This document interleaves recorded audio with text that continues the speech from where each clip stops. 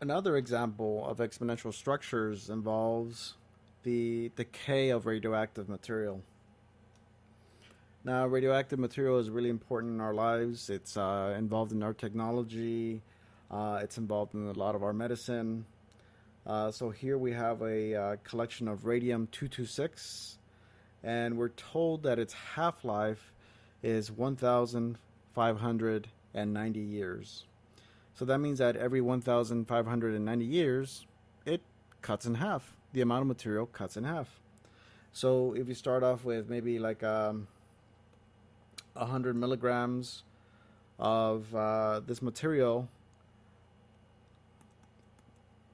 in 1,590 years, this thing will cut in half to 50. In another 1,590 years, this thing will cut into 25, then 12.5, and so on and so forth.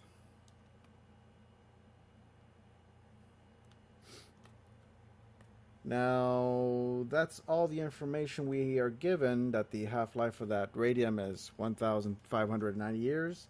And from that, we're asked to answer the following questions, including to find a general formula for the amount. That's part A. Find the mass after 1,000 years. That's our part B. And to consider when the mass will be reduced to 30 milligrams. That's part C. All right, so whenever you're talking about radioactive material decaying, you can go ahead and assume that the structure for your amount has a similar formula to the previous problem we saw in example 1, that it has an exponential structure.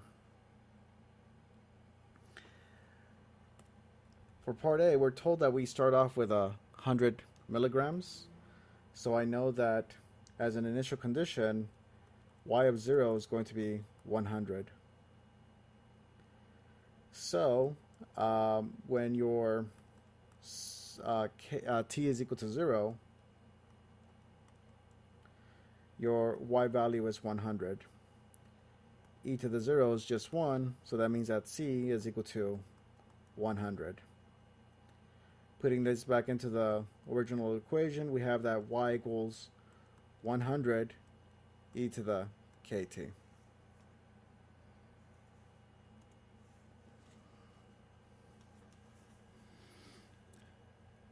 Now, we'll make use of the fact that its half-life is 1,590 years. So if you start off with 100 milligrams at time equal to 0, how many milligrams would we be left over with at 1,590 years? That's right, half of it, right? We started with 100, so in 1,590 years, we'll be left over with 50. So by plugging in this information, again, when our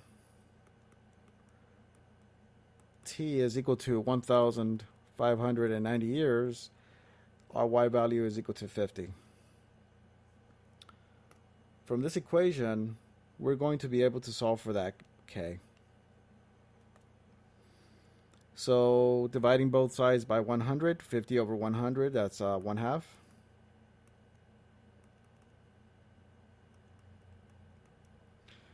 And just as before, to cancel out the exponential, we're going to take the natural log of both sides.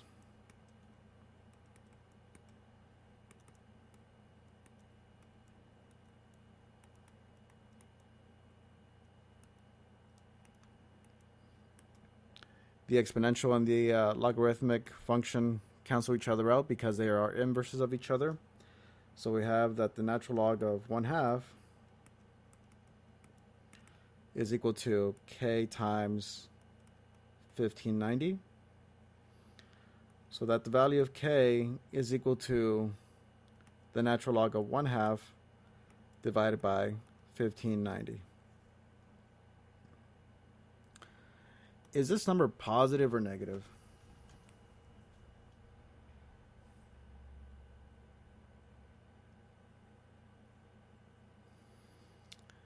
this number is negative, consider that you have the natural log of 1/2.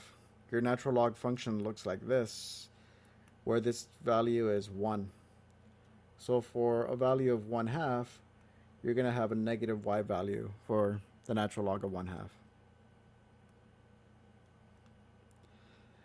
And this number is approximately, my calculator says negative 4.359 times 10 to the negative 4. So it'll be approximately negative 0.00435,941,623. Now, whenever I'm working with exponential growth and decay problems, I go deep into the approximation for these values because I'm putting these into the powers of exponentials. So a small change on these numbers can make a big difference in my computation. If you want to play it safe, use the exact value for k, right? That's always a safer bet.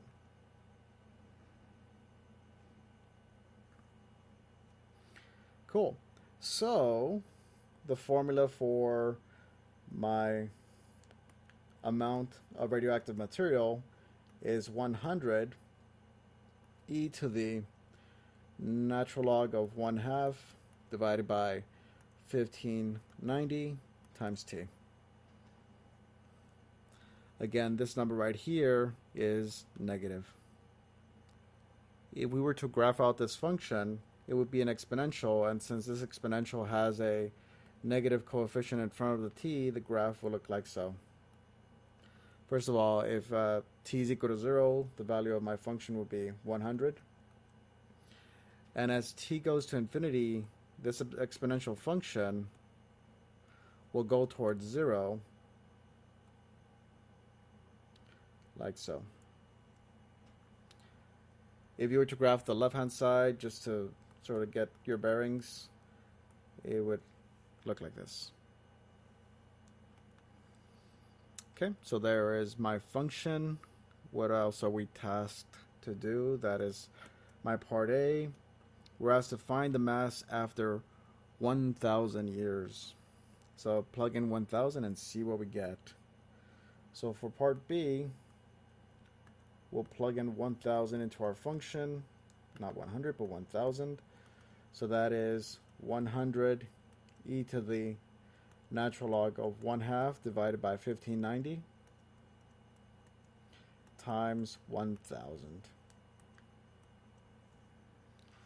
So let's see what that is. 100 e to the power of 15, natural log of 1/2 divided by 1590 times 1,000. I get this to be approximately 64.66 milligrams.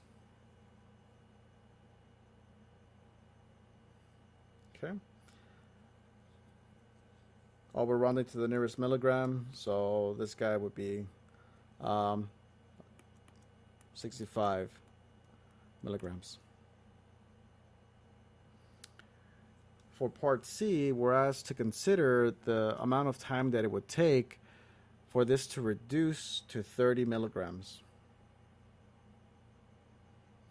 So from our graph here, we started at 100, and we're asking, when is it going to get down to 30 milligrams?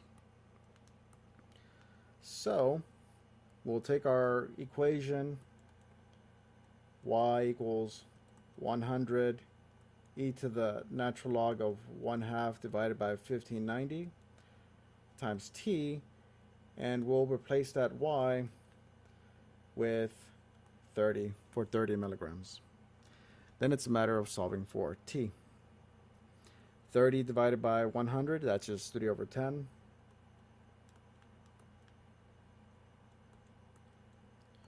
We still have our e to the natural log of 1/2 with a 1590 t there. How are we going to cancel out that exponential, folks? Apply the natural log to both sides.